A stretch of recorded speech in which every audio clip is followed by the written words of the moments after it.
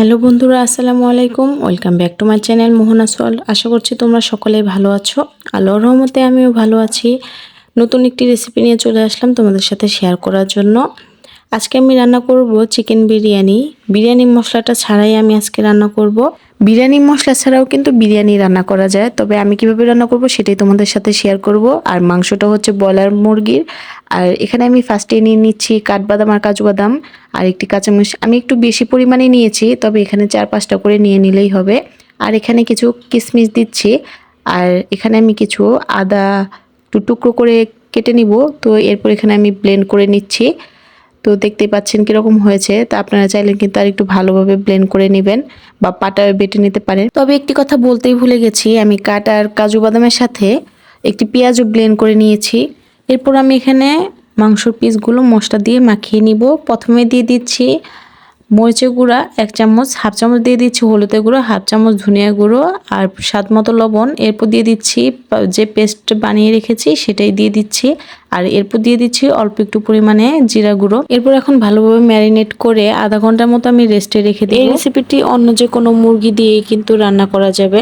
চলো তাহলে দেখে নিই মাংসটি ম্যারিনেট করে রাখার পর কেমন হয়েছে। আর এখানে মশলাটা হচ্ছে পানি ছেড়ে দিয়েছে। এরপর আমি মশলাটা ভালোভাবে মাংসের গায়ে থেকে ছাড়িয়ে নিয়ে ভেজে নিব। তো ভেজে নেওয়ার ভিডিওটি আমি সম্পূর্ণ করিনি, অল্প একটু ভিডিও করে নিয়েছি, সেটাই তোমাদের সাথে শেয়ার করলাম। আর এরপর আমি এটা ভেজে নিয়ে উঠিয়ে রেখে যে তেলটুকু ছিল ওই তেলে এখন আমি পেঁয়াজটা বেরেস্তা করে নিব।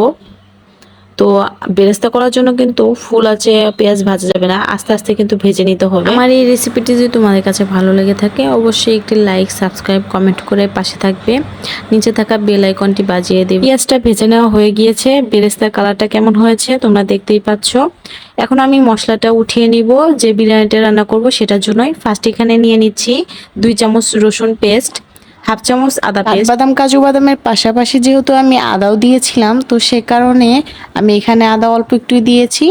এরপর দিয়ে দিচ্ছি পরিমাণ মতো মরিচের গুঁড়া 2 চামচের মতো। এরপর দিয়ে দিচ্ছি স্বাদ মতো লবণ। এরপর দিয়ে দিচ্ছি হাফ চামচ ধনিয়া গুঁড়া। বিরিয়ানিতে যেহেতু হলুদ ব্যবহার করে না সে কারণে আমিও হলুদ দিচ্ছি না। বিরিয়ানিটা রান্না করার জন্য এখানে আমি আবারও পেঁয়াজটা ব্রাউন কালার করে ভেজে নিব। ভেজে নেওয়া শেষে এরপর আমি যে মশলাটা উঠিয়ে নিয়েছিলাম সেটাই দিয়ে দিয়েছি। আর এরপর কাঠবাদাম আর কাজু বাদামের যে পেস্টটা আমি আলাদা করে রেখেছিলাম সেটাই এরপর দিয়ে দিচ্ছি। এগুলো দিয়ে এখন আমি ভালোভাবে নাড়াচাড়া করে নিব।